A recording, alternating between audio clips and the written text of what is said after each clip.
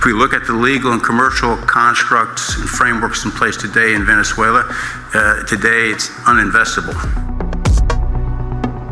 Respon dingin datang dari para pemimpin industri minyak Amerika Serikat saat Presiden Donald Trump mengajak mereka berinvestasi secara besar-besaran di Venezuela.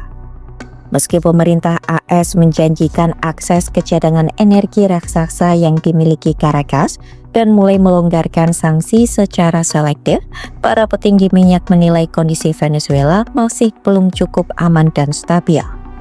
Dalam pertemuan di Gedung Putih pada Jumat 9 Januari 2026, Trump meminta para petinggi perusahaan minyak untuk menggelontorkan investasi minimal 100 miliar dolar AS atau setara 1.680 triliun rupiah ke Venezuela. Namun ajakan tersebut tidak disambut antusias.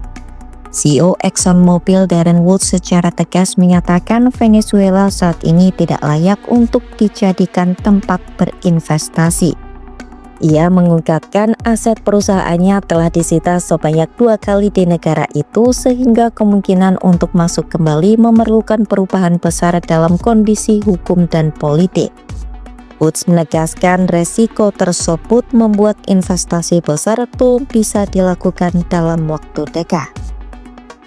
If we look at the legal and commercial constructs and frameworks in place today in Venezuela, today it's uninvestable.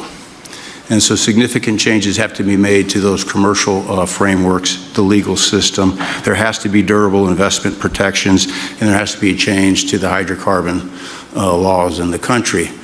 We're confident that with this administration and President Trump working hand in hand with the Venezuelan government, that those changes can be put in place. And with respect to the Venezuelan government, that perspective we don't have a view on. We haven't talked to the Venezuelan government, and obviously we have yet to assess the people's perspective with respect to ExxonMobil entering the country. Diketahui Venezuela memang memiliki sejarah yang panjang dan rumit dengan perusahaan minyak asing sejak penemuan minyak lebih dari 1 abad yang lalu. Saat ini Chevron menjadi satu-satunya perusahaan minyak besar AS yang masih beroperasi di negara tersebut. Selain itu, perusahaan asal Spanyol dan Italia yaitu Repsol dan Eni juga masih tercatat aktif dan turut menghadiri pertemuan di Gedung Putih. Trump menegaskan pemerintahannya akan menentukan perusahaan mana yang boleh beroperasi di Venezuela. Ia menyatakan perusahaan harus berurusan langsung dengan pemerintah AS, bukan dengan pihak Venezuela.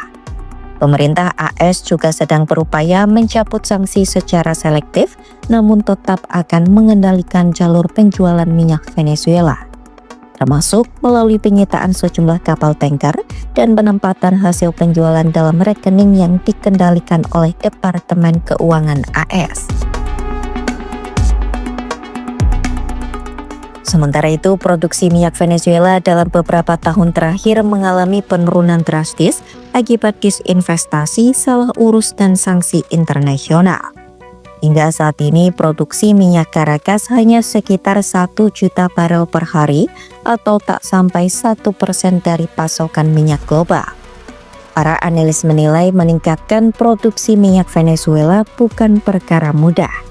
Diperlukan dana sangat besar serta jaminan stabilitas dari pemerintah AS maupun Venezuela yang hingga kini belum terlihat.